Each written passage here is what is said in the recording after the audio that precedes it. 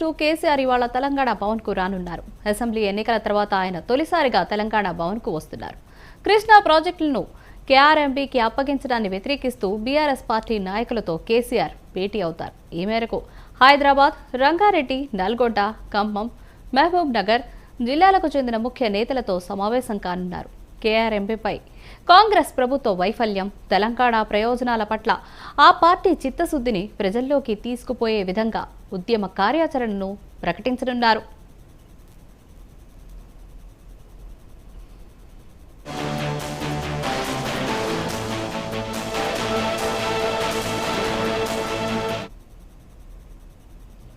అటు కేసీఆర్ రాక సందర్భంగా తెలంగాణ భవన్ కు అందంగా ముస్తాబు చేశారు కార్యకర్తలు.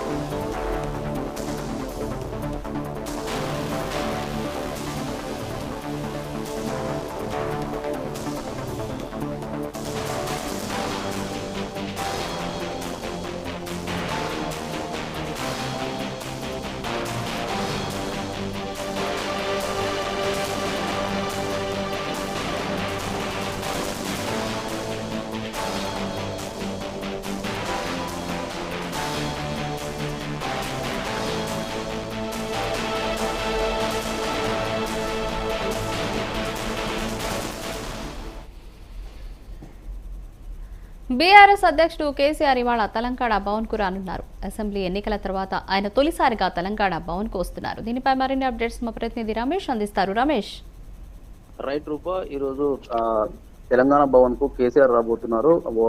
అసెంబ్లీ ఎన్నికల్లో పార్టీ ఓడిపోయిన తర్వాత మొదటిసారిగా ఈరోజు ఉదయం 11 గంటలకు తెలంగాణ భవన్ కు ఆయన రానున్నారు. అయితే ఆయన తెలంగాణ భవన్ కు రానున్న నేపథ్యంలో మొత్తం భవనాన్ని మొత్తం అలంకరించారు పూలతోని. ఆయన మొత్తం ఎక్కడైతే అంటే ఆయన కూర్చునే కుర్చీ వరకు, ఎంట్రీ నుంచేలా మొత్తం కూర్చునే కుర్చీ వరకు కూడా మొత్తం పూర్తి స్థాయిలో పూలతో అలంకరించి పెట్టారు.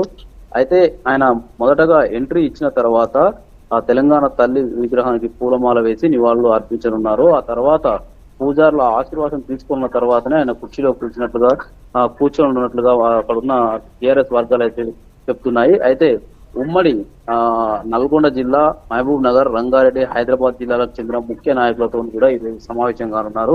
ఎందుకు అంటే మొత్తం కేఆర్ఎంబీకి సంబంధించి కేఆర్ఎంబీ అయితే కృష్ణా రివర్ బోర్డ్ మేనేజ్మెంట్ ఏదైతే ఉందో దానికి మొత్తం తెలంగాణలో ఉన్న మొత్తం ప్రాజెక్టును తీసుకుపోయి తెలంగాణ ప్రభుత్వం అప్పజెప్పింది అనే ఆరోపణలు బీఆర్ఎస్ పార్టీ చేసుకున్న నేపథ్యంలో ఆ ఏరియాకు సంబంధించిన మొత్తం నాయకులతో కూడా ఈరోజు మీటింగ్ నిర్వహించున్నారు.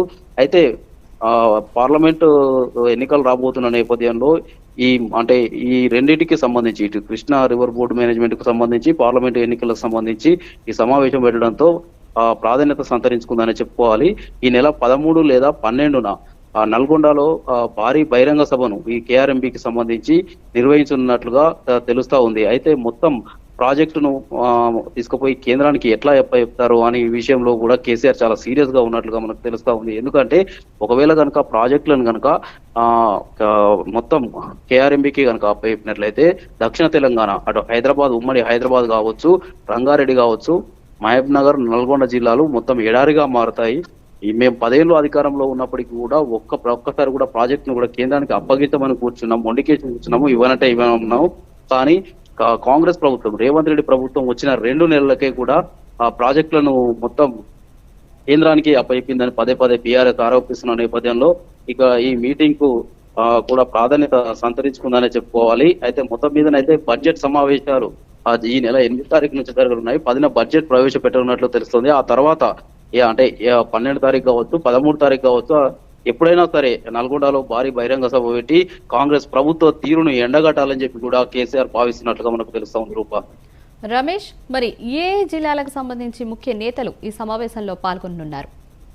ఉమ్మడి హైదరాబాద్, ఉమ్మడి రంగారెడ్డి, ఉమ్మడి మహబూబ్ నగర్, ఉమ్మడి నల్గొండ జిల్లాకు చెందిన బీఆర్ఎస్ ముఖ్య నేతలు ఈ సమావేశానికి రానున్నారు. ఎందుకంటే ఈ ప్రాంతానికి కేఆర్ఎంబి గనక అంటే కృష్ణా జలాలకు సంబంధించిన ప్రాజెక్టు గనక అప్పచెప్తే ఈ ప్రాంతంలో ఉన్న వారికి తీవ్ర నష్టం జరుగుతుంది. ఎందుకంటే వ్యవసాయానికి సంబంధించి కావచ్చు, హైదరాబాద్ కు తాగు జలాలు కావచ్చు, ఈ రెండింటికి మొత్తం తీవ్ర ఇక్కట్లు ఏర్పడితే పరిస్థితి ఉంది అని చెప్పి బీఆర్ఎస్ ఆరోపిస్తున్న నేపథ్యంలో ఈ 4 జిల్లాలకు చెందిన అంటే ఉమ్మడి జిల్లాలకు చెందిన అంటే హైదరాబాద్, నల్గొండ, రంగారెడ్డి, మహబూబ్ నగర్ ఈ ఉమ్మడి జిల్లాలకు చెందిన నాయకులు ఇక్కడ హాజరయ్యే అవకాశం ఉంది.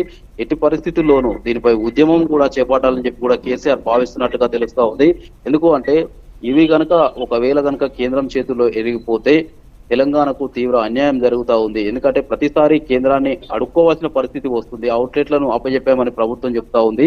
కానీ ప్రతిసారి అంటే ఎప్పుడు నీరు అవసరం ఉన్నా కానీ కేంద్రం దగ్గరికి వెళ్ళి అంటే ఒక విధంగా బెగ్గింగ్ చేయాల్సిన పరిస్థితి ఉంది కనుక ఎట్టి పరిస్థితుల్లోనూ దాన్ని అంగీకరించేది లేదని చెప్పి బీఆర్ఎస్ నాయకులు పదే పదే చెప్తా ఉన్న పరిస్థితి ఉంది. Rupa. Right Ramesh, thank you.